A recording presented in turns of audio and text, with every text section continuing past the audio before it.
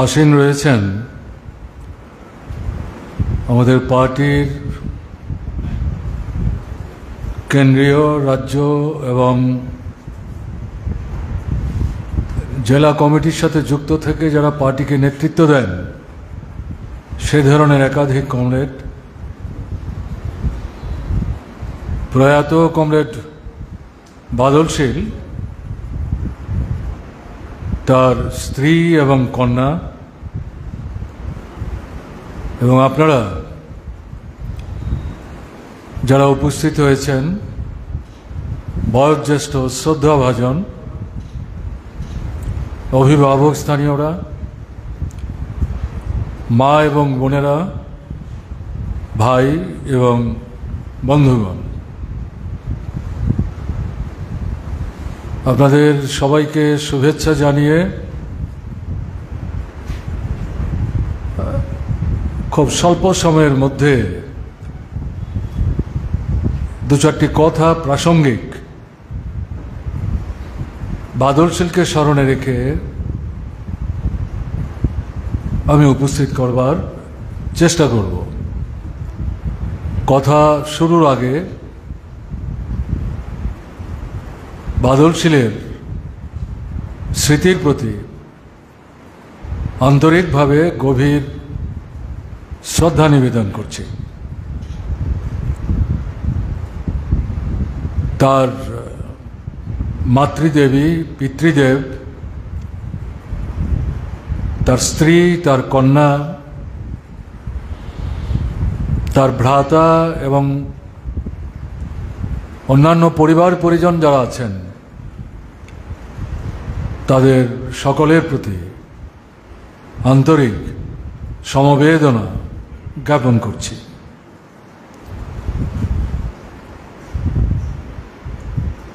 BJP সরকার 2018 বিধানসভা নির্বাচনের মধ্য দিয়ে ত্রিপুরায় প্রতিষ্ঠিত হওয়ার পর থেকে এই সময়ের মধ্যে গণতান্ত্রিক আন্দোলনে 30 জনের মতো কমরেড আরএসএস বিজেপির দুর্বৃত্ত বাহিনীর হাতে নৃশংসভাবে নিহত হয়েছে। এই তালিকায় সর্বশেষ সংযুক্ত যে নাম সেটা হচ্ছে শহীদ বাদল শীল।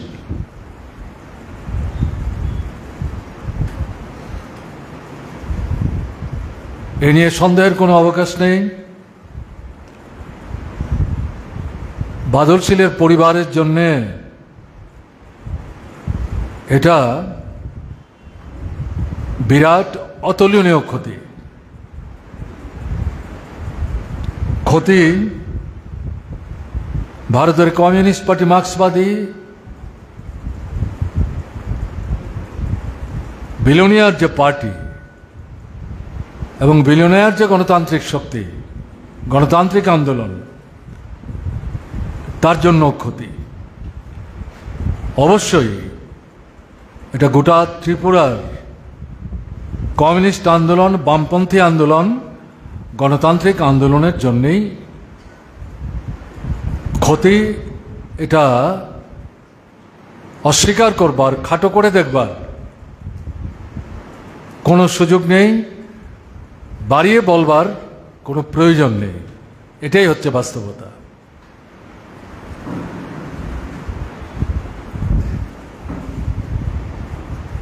শাসকরা শোষকদের স্বার্থে যারা ক্ষমতায় থাকে, এটা কেন্দ্রেই হোক রাজ্যেই হোক, যখন তারা বুঝতে পারে জনগণ তাদের উপর আস্থা হারাচ্ছে এবং উল্টো দিক থেকে তারা যখন উপলব্ধি করতে পারে তাদের পক্ষে জনগণের বৃহত্তম অংশের উপর বিশ্বাস রাখা, আস্থা স্থাপন করা বিপজ্জনক। এরকম পরিস্থিতির সম্মুখীন যখন শাসকরা হয় তখনই তারা গণতন্ত্রের উপর আক্রমণ সংগঠিত করার চেষ্টা করে। গণতন্ত্রের যে পতাকা একটা সময় পর্যন্ত ঊর্ধ্বে তুলে ধরে উদ্বাহ নৃত্য করে, কিন্তু যখন জনগণ থেকে বিচ্ছিন্ন হয়ে যায় এই পতাকা তারাই ছুঁড়ে ফেলে দেয়। এটা ইতিহাসের অভিজ্ঞতা, লড়াকু সংগ্রামী জীবনেরও অভিজ্ঞতা। আমাদের ত্রিপুরার অভিজ্ঞতা কি? 2018 সালে ওরা যখন সরকারে আসলো 51% ভোট নিয়ে, অপ্রত্যাশিত।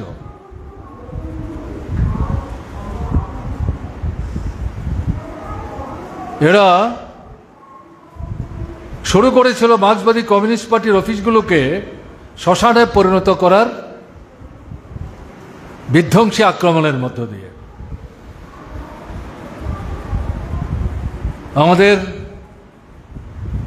সংগঠক যারা বিশেষ করে মধ্যবয়সী এবং উঠতি তরুণ, সবে মাত্র পার্টির সাংগঠনিক দায় দায়িত্বে নিজেরা উঠে আসবার চেষ্টা করছে সম্ভাবনাময়, প্রাথমিক পর্যায়ে তাদেরকে চিহ্নিত করে আক্রমণ করে এলাকা ছাড়া করতে আরম্ভ করে। এবং পাশাপাশি যে পঞ্চায়েতগুলো এরা সরকারে আসার আগে বামফ্রন্ট সরকার থাকার সময় গণতান্ত্রিক পদ্ধতিতে ভোটের মধ্য দিয়ে জনগণ নির্বাচিত করেছিলেন। সব পঞ্চায়েত বামপন্থীদের হাতে ছিল ঘটনা তা না। অবাম বিভিন্ন রাজনৈতিক দল, কোনো দল করেন না এরকম ব্যক্তিবিশেষ, তাদের হাতেও পঞ্চায়েত ছিল। এরা পর্যায়ক্রমে সেখানে চাপ সৃষ্টি করে তাদের সঙ্গে নির্বাচিত যারা তাদেরকে আসতে বাধ্য করবার চেষ্টা করছিল। প্রত্যাশামতো সাফল্য পাচ্ছিল না। তার পরবর্তী পর্যায়ে চাপ সৃষ্টি করে পদত্যাগ করতে বাধ্য করছিল। যতটা আশা করেছিল সংখ্যার দিক থেকে তত বিরাট সংখ্যককে পদত্যাগ করতেও বাধ্য করতে পারেনি। এটা তাদের কাছে একটা উপলব্ধি। এরই প্রেক্ষাপটে 2019-এর ত্রিস্তর পঞ্চায়েতের সাধারণ নির্বাচন বামফ্রন্ট সরকার যাওয়ার পর বিজেপি শাসনে 1 বছরের ব্যবধান, কিন্তু 18-তে এসছে 19-এ নির্বাচন। 1 বছর অভিজ্ঞতা সঞ্চয়ের জন্য মানুষের কাছে একটা বিরাট সময় না, কিন্তু ত্রিপুরার মানুষ রাজনৈতিক চিন্তা চেতনায় গণতান্ত্রিক যে বোধ তাতে তারা সঞ্জীবিত। যদিও তাদের একটা উল্লেখযোগ্য অংশ 18 নির্বাচনে প্রলোভিত হয়ে বিপদগামী হয়েছেন, অনেক কিছু প্রত্যাশার লোভে। কিন্তু 1 বছরের ব্যবধানে এই মানুষ দ্রুত উপলব্ধি করতে শুরু করলেন ভুল করে ফেলেছি, ঠিক করিনি, বন্ধুকে শত্রু ভেবেছি অথবা আস্থা রাখতে পারেনি। শত্রুকে যারা মুহের জাল বিস্তার করে আমাদেরকে বিপদগামী করার চেষ্টা করছে তাদেরকেই বন্ধু ভেবে মাথায় তুলবার চেষ্টা করেছি, সর্বনাশ করেছি, নিজেদের পায়ে নিজেরা কুড়ুল মেরেছি। এই উপলব্ধি 1 বছরের ব্যবধানে অত্যন্ত দ্রুততার সাথে ত্রিপুরার বড় অংশের মানুষ তাদের মধ্যে আসতে শুরু করে। এরকম একটা সময়ে পঞ্চায়েতের নির্বাচন, 18 বিধানসভা নির্বাচনে যে 16টা 17টা আসন বামফ্রন্ট জয়যুক্ত হয়েছিল, তার অধিকাংশগুলো গ্রামাঞ্চলের মানুষের ভোটে, গরিব মানুষের ভোটে, শ্রমজীবী মানুষের ভোটে। সরকারে আসার পর এই পঞ্চায়েত ভেঙে বগলদাবা করার চেষ্টা করে যখন ব্যর্থ হলো এবং দেওয়া প্রতিশ্রুতি যখন পূরণ করছে না, করবে না, মানুষ যখন নানাভাবে প্রতিক্রিয়া ব্যক্ত করতে শুরু করলো, বামপন্থীদের আন্দোলন, ভারতের কমিউনিস্ট পার্টি মার্ক্সবাদীর নেতৃত্বে আন্দোলন, অন্যান্য গণতান্ত্রিক সংগঠনের নেতৃত্ব আন্দোলন আক্রান্ত হওয়ার পরেও, একের পর এক খুন খারাপির পরেও, তখন তারা বুঝতে পারল যদিও 1 বছরের ব্যবধান, কিন্তু এই পঞ্চায়েত নির্বাচন যদি নির্বিঘ্নে আমরা করতে দেই, শাসক গোষ্ঠীর উপলব্ধির মধ্যে আসলো মানুষ যদি স্বাধীনভাবে ভোট দিতে পারেন, তাহলে পঞ্চায়েতের অধিকাংশ ক্ষেত্রে তাদের পক্ষে জয় হাসিল করা সম্ভব হবে না, যেমনটা তারা বিধানসভা নির্বাচনে 44টা আসন জয়যুক্ত হতে পেরেছিলেন। সেখান থেকেই অত্যন্ত পরিকল্পিতভাবে এই নির্বাচনটাকে তারা প্রহসনে পরিণত করল। সেই শুধু পঞ্চায়েত নির্বাচন না, নগরের নির্বাচন, লোকসভার নির্বাচন, ত্রিপুরা উপজাতি এলাকা স্বশাসিত জেলা পরিষদের নির্বাচন, 4টা বিধানসভার উপনির্বাচন, 2023-এর বিধানসভা নির্বাচন, 2টো বিধানসভার উপনির্বাচন সোনামুড়া মহকুমায়, তারপর 2024-এর লোকসভা নির্বাচন। অভিজ্ঞতা কি? বিলুনিয়ার মানুষ আপনারা, আপনাদের অভিজ্ঞতা কি? বিরাট অংশের মানুষ আপনারা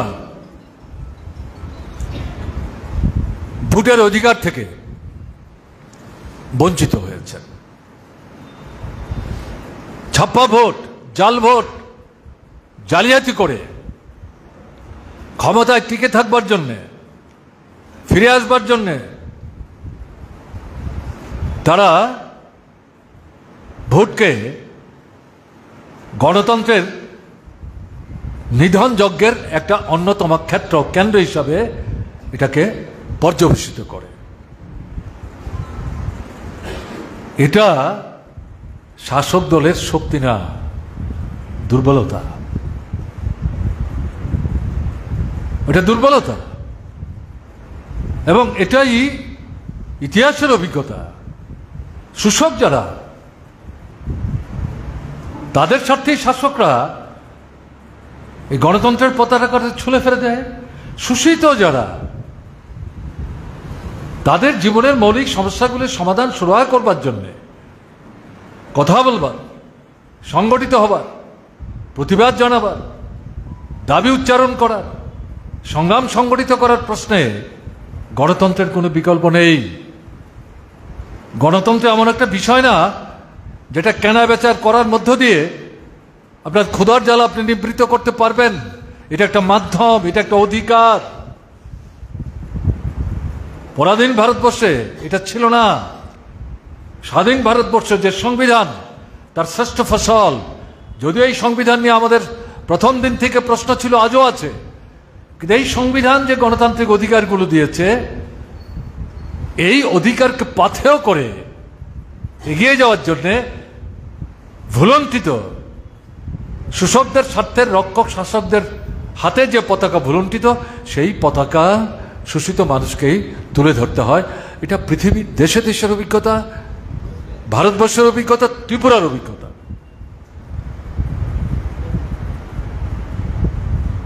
এর মধ্যে নূতনত্ব কিছু, নূতন কোনো কথা বলছি মনে করার কিন্তু কারণ নেই, কিন্তু আমরা এগুলো সবসময় স্মরণে রাখি না, উপলব্ধির মধ্যে রেখে ঘটনার গভীরে তার মূল্যায়ন করে আজকের পরিস্থিতিতে আগামী দিনে অদূর ভবিষ্যতে আমাদের যে দায় দায়িত্ব সেটা নির্ধারণ করে নিজেদের দায়িত্ব প্রতিপালনের প্রশ্ন সব জায়গায় সবাই একই রকমভাবে দায়িত্ব বা ভূমিকা আমরা নিতে পারছি, এটা কিন্তু ঘটনা না, দুর্বলতা আমরাও দেখাচ্ছি। এরকম একটা জায়গায় দাঁড়িয়ে যেটা আপনাদের কাছে বলবো, অবিভক্ত বিলোনিয়া মহকুমা এই লড়াইয়ে সারা ত্রিপুরার সামনে একটা দৃষ্টান্ত স্থল।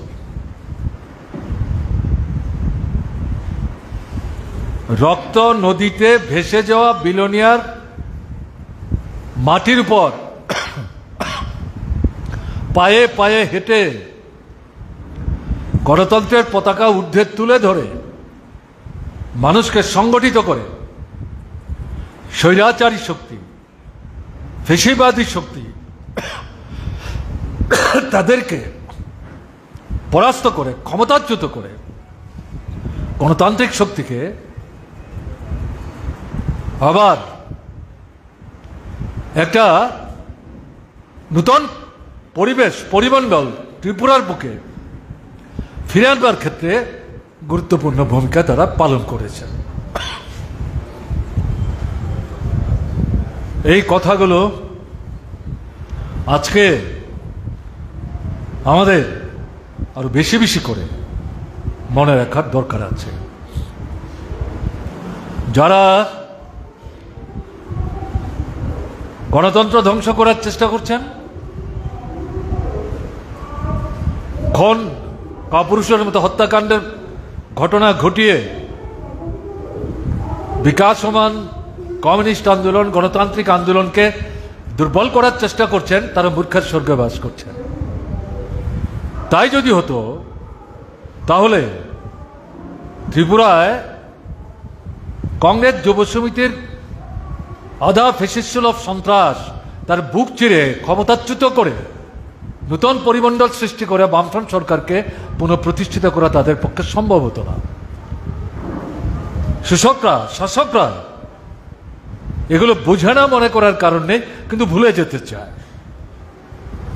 আমাদের দায়িত্ব হচ্ছে আমাদের এগুলো বারবার মনে রেখে সাধারণ মানুষের মধ্যে বিষয়গুলো ব্যাপকভাবে নিয়ে যাওয়ার চেষ্টা আমাদের করতে হবে। তাই আজকের দিনে অন্য কথা না বাড়িয়ে যেটা আমি বলবো,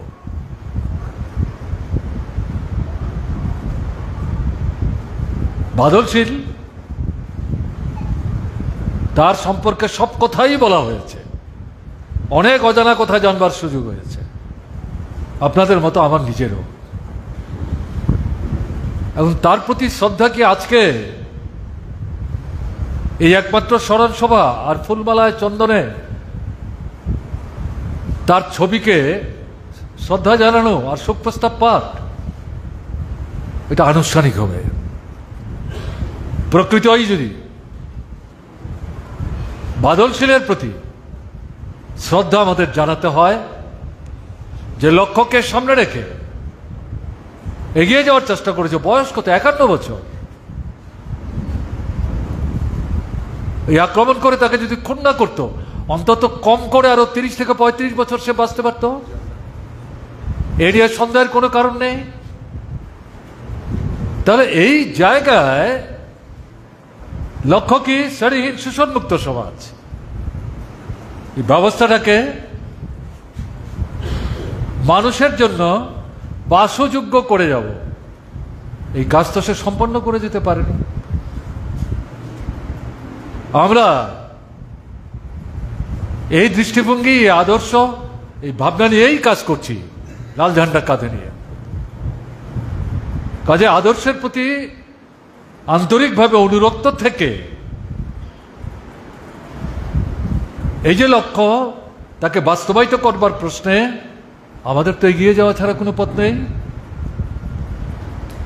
জনজীবনের জ্বলন্ত দৈনন্দিন সমস্যা, পাশাপাশি মৌলিক সমস্যা এবং আঞ্চলিক স্তরে এলাকা ভিত্তিক জরুরি যে মানুষের জীবনের সমস্যা শুনছিলেন। কমরেড সুধন দাস তার ভাষণে বলছিলেন যে প্রস্তাব এখানে পাঠ করছিলেন সম্পাদক বিভাগের, বিস্তৃত পরিসরে উল্লেখ করার চেষ্টা করেছেন। এলাকার মানুষের সাথে তার একটা নিবিড় আত্মিক সম্পর্ক গড়ে উঠেছিল, মানুষ তাকে ভালোবাসত। কেন? বিপদে আপদে প্রয়োজনে যা করা দরকার বলার আগেই সেগুলি করার চেষ্টা করছেন বাস্তবধর্মী উপলব্ধি এবং দৃষ্টিভঙ্গি নিয়ে। 51 বছরের বয়স, তার জীবন থেকে কিন্তু আমাদের এই যে সদ্গুণগুলো, এগুলো আহরণ করা দরকার, শিখবার দরকার। শুধু নীতিমালা ভাষণে উপস্থিত করলে চলবে না, নিজের জীবনে অনুসরণ করে কর্মক্ষেত্রে তার প্রয়োগ ঘটিয়ে মানুষের সাথে কর্মী হিসাবে আমাদের একটা নিবিড় সম্পর্ক সেখানে গড়ে তুলতে হবে। এটা যদি আমরা করতে পারি তাহলে যথার্থ অর্থে কমরেড বাদল শীলের প্রতি আন্তরিক অকৃত্রিম শ্রদ্ধা দেখানো সম্ভব হবে। আপনাদের কাছে এটাই আবেদন থাকবে, সমস্ত রকম আনুষ্ঠানিকতার ঊর্ধ্বে উঠে শহীদের প্রতি যথার্থ শ্রদ্ধা প্রদর্শন করবার জন্যে আমাদের এই ভূমিকাগুলো গ্রহণ করতে হবে। পরিস্থিতি পরিবর্তন হতে বাধ্য। 2 জন বিধায়ক নিয়ে যে যাত্রা শুরু হয়েছিল সংসদীয় রাজনীতিতে ত্রিপুরায়, 60 আসন বিশিষ্ট বিধানসভায় 56 আসন নিয়ে প্রথম বামফ্রন্ট সরকার তৈরি হয়েছে। 1 বছর আগে লোকসভা নির্বাচনে বামফ্রন্টের একজন প্রার্থী জামানত প্রায় জব্দ হয়ে যাওয়ার মুখে 3 নম্বর, আরেকজন বারবার যিনি নির্বাচিত হন তিনি 2 নম্বর, অনেক কম ভোট। সেখান থেকে এটা যুক্তফ্রন্ট সরকার, 3 মাসের ব্যবধান, আবার আরেকটা যুক্তফ্রন্ট সরকার, 3 মাসের ব্যবধান। অভিজ্ঞতা থেকে বোঝা গেল এতে কমিউনিস্টরা যেভাবে চায় এভাবে সরকার তৈরি করে সেই সরকারে নিজেদের অঙ্গীভূত রেখে মানুষ এবং সমাজ জীবনের সমস্যার সমাধান করা যায় না, ছুঁড়ে ফেলে দিয়ে বেরিয়ে এসছেন। রাষ্ট্রপতির শাসন, মাস তিনেকের ব্যবধানে যে ভোট, অবিশ্বাস্যভাবে ভোটের গণনা কেন্দ্রে বসে একটার পর একটা খবর যখন আসছিল বিশ্বাস করা যাচ্ছিল যাকে জয়ী বলে ঘোষণা করছে তিনি মানে ডানে বায়ে তাকাচ্ছেন, যা ঘোষণা হচ্ছে এটা সঠিক কিনা। এটা হচ্ছে বাস্তব অভিজ্ঞতা, এটাই জীবন, এটাই জীবন। কাজেই এই কথাগুলো উল্লেখ করে আমি বলছি, আধা বিশিষ্টের সন্ত্রাস কংগ্রেস যুব সমিতির রাজত্বে 350 উপর কমরেডকে খুন করেছে, বিচ্ছিন্ন মনু লিস্টে হাতে নিয়ে নিয়ে খুন করেছে।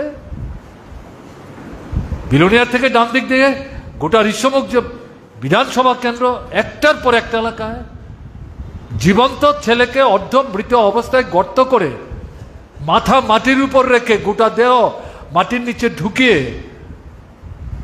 ফ্যাসিস্ট তার চাইতে নোংরা পদ্ধতিতে খুন করবার চেষ্টা করেছে এবং একাধিক শহীদের মৃতদেহর হিসেব আজও পাওয়া যায়নি। কেউ বিশ্বাসই করতে পারেননি এই পরিস্থিতির পরিবর্তন হতে পারে। ত্রিপুরার মানুষ, বিলোনিয়ার মানুষ আপনারাই পরিবর্তন করেছেন। এই যে সরকার দিল্লিতে চলছে, 400 পার করবে, একলা সরকার চালাবে। একলা সরকার চালাতে গেলে পর 545 আসনে যত আসন পেতে হয় তার ধারে কাছে নাই বিজেপি। সঙ্গের অন্যদের নিয়ে বিজেপি 2019-এ যে 303টা আসন পেয়েছিল তাতেও তারা বুঝতে পারেনি। আর 10 মাসের ব্যবধানে ইন্ডিয়া ব্লক যে তৈরি হলো, তারা তাদের চোখের ঘুম কেড়ে নিয়েছিল। এই সবাইকে নিয়ে এনডিএ 20 আসনের ব্যবধানে সরকারে আছে। কদিন থাকবে, ধরে রাখতে পারবে কিনা, এরাই চিন্তিত। কালকে যে বাজেট উপস্থিত করেছে তাতে আপনারা দেখেছেন বিহারের মুখ্যমন্ত্রী, অন্ধ্রের মুখ্যমন্ত্রী, এরা দুজনে মিলে 28 আসন, এই আসন না পেলে পরে সরকারই করতে পারে না, সরকারই করতে পারে না। তারা যা চাইছে, চাইবার আগেই তা দিয়ে দেওয়ার চেষ্টা করছে, অন্তত বাজেটে উল্লেখ করেছে। আদৌ এই টাকা তারা দেবেন কিনা এটা ভবিষ্যৎ বলবে। এটা কিসের লক্ষণ? এবং এই বাজেট যদি আপনি ভেতরে যান, জনগণের জীবনের মৌলিক সমস্যাগুলির সমাধানের জন্য কোনো পদক্ষেপ নাই।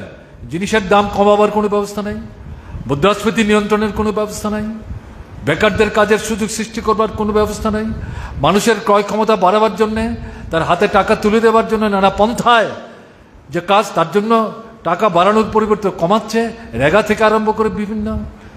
কৃষক তার উৎপাদিত ফসলের ন্যায্য দাম পাবেন তার কোনো গ্যারান্টি নাই। শিক্ষা, স্বাস্থ্য থেকে শুরু করে মৌলিক যে বিষয়গুলো আমাদের ভবিষ্যৎ প্রজন্মকে গড়ে তুলবার ক্ষেত্রে যেগুলি সম্পর্কযুক্ত, এখানে বাজেটের টাকা কমানো হয়েছে।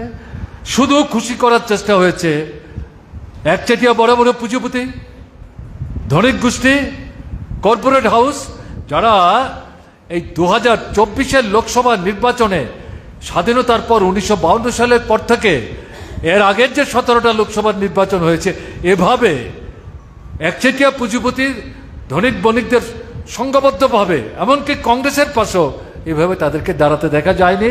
তারা এমনভাবে দাঁড়িয়েছিল কারণ এই সরকারটা তাদের হয়ে কাজ করছিল, তাই এদের স্বার্থ রক্ষা করবার জন্য বাজেটে ঢেলে তাদেরকে দেওয়ার চেষ্টা করেছে। এটা শক্তি না, এটা দুর্বলতার লক্ষণ। অনেকের ধারণা হয়েছিল 2024-এর লোকসভা নির্বাচনে এই যে বিপর্যয় হলো, বিজেপি পরাস্ত হয়েছে তো বলা যাবে না, কিন্তু বিপর্যয় তো হয়েছে। শিক্ষা নিয়ে নিশ্চয়ই মানুষের কল্যাণে যে বিষয়গুলো উপস্থিত হওয়ার কারণে খুব বিক্ষুব্ধ মানুষ তাদেরকে ভোট দেয়নি। 38টা এমন আসন বিজেপি হারিয়েছে যেই এলাকা থেকে কৃষকরা 1 বছর ব্যাপী দিল্লিকে ঘেরাও করে আন্দোলনে বসেছিলেন, সেই জায়গার 38টা আসন হারিয়েছে। 158টা লোকসভা আসন কৃষি প্রধান, কৃষক প্রধান, সেই জায়গায় শুধু কৃষক ভোটার না, বিজেপি বিরোধী বিভিন্ন রাজনৈতিক দল আবার বিজেপির সঙ্গে আছে কিন্তু বিজেপি না, সেই জায়গাগুলোতে দেখা গেছে ফলাফল তাদের প্রত্যাশার বাইরে চলে গেছে। এই সমস্ত কিছু থেকে মনে হয়েছিল নিশ্চয়ই বাজেটে এগুলি মাথায় রেখে এমন কিছু করবে যাতে মানুষকে ভুলানো যায়, কিন্তু সেই জায়গায় যাওয়ার চিন্তাই তারা করেনি। চেয়ারটা রক্ষা করতে হবে, তার জন্য অন্ধ্রকে সঙ্গে রাখতে হবে, বিহারকে সঙ্গে রাখতে হবে। এই পিঠ চাপড়ে ক্ষমতা টিকে রাখা যাবে না। মানুষ যখন যাচ্ছে, ঘুরে যখন দাঁড়াচ্ছে, এখন রুখে দাঁড়াতে আরম্ভ করবে। ইন্ডিয়া ব্লক সব জায়গায় তো সমান ফল করতে পারেনি।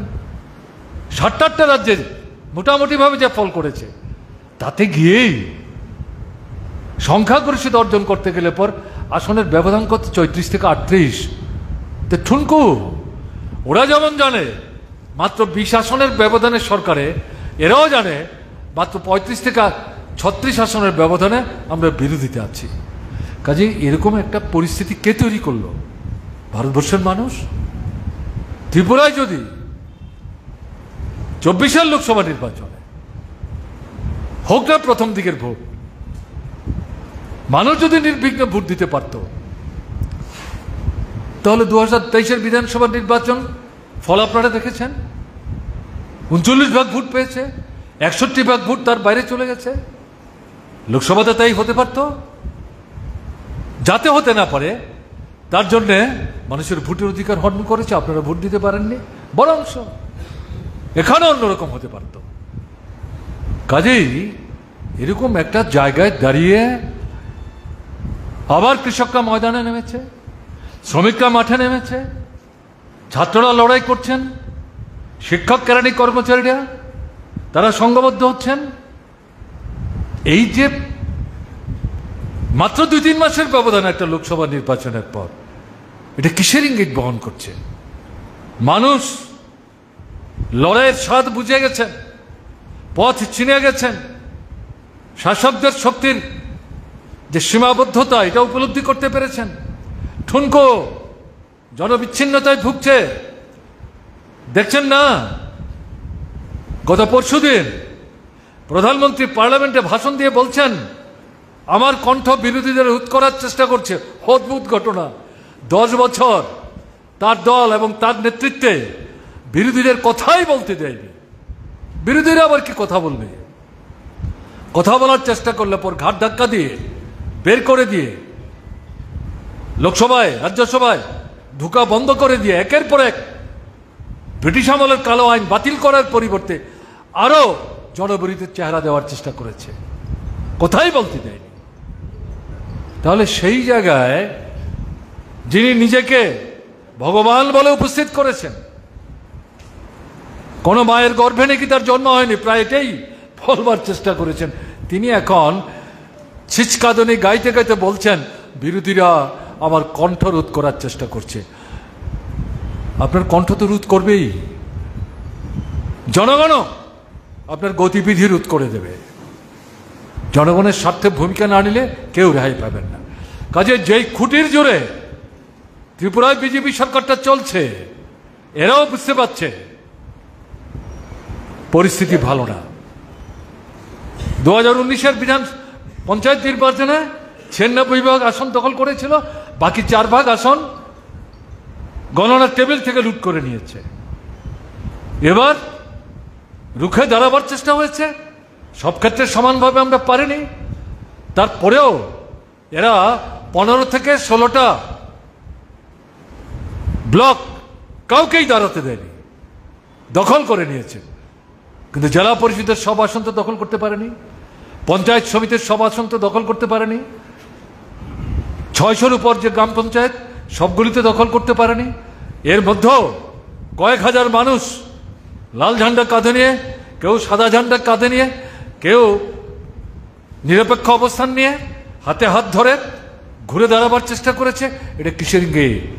সর্বভারতীয় ক্ষেত্রে এই যে পরিবর্তনের হাওয়া নূতন ধারায় বইতে শুরু করেছে, এটা ত্রিপুরার মানুষকে উজ্জীবিত করছে। তার প্রতিফলন এই পঞ্চায়েত নির্বাচনে ঘুরে দাঁড়াবার প্রশ্নে মনোনয়নপত্র জামিন দাখিল করার প্রাথমিক পর্যায়ের এটাকে একটা বিরাট সাফল্য না মনে করলো, একে খাটো করে দেখবার সুযোগ নেই 2019-এর সাথে যদি আমরা তুলনা করি। তাই আপনাদের কাছে যেটা বলবো,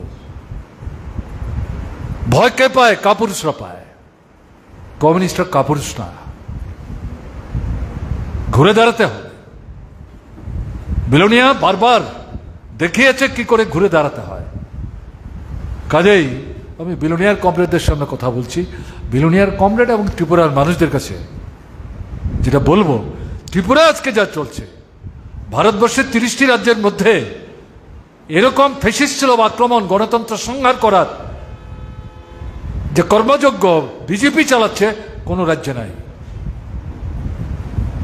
কাশ্মীরে ভোট করছে না অন্য জিনিস, ওখানেও ভোট করলে জিততে পারবে না অন্য ভয় থেকে। পশ্চিমবাংলার তৃণমূল কংগ্রেস, সেখানেও আধা ফেসিস সরে সন্ত্রাস করে বিরাট অংশের মানুষের ভোটের অধিকার হরণ করে নিচ্ছে। কিন্তু আমাদের এখানে অর্থনৈতিক বিষয় থেকে শুরু করে গণতন্ত্র সমস্ত কিছুর উপরই আক্রমণ করছে। এটাকে ল্যাবরেটরির মতো, বীক্ষণাগারের মতো, পরীক্ষাগারের মতো বিজেপি ব্যবহার করার চেষ্টা করছে।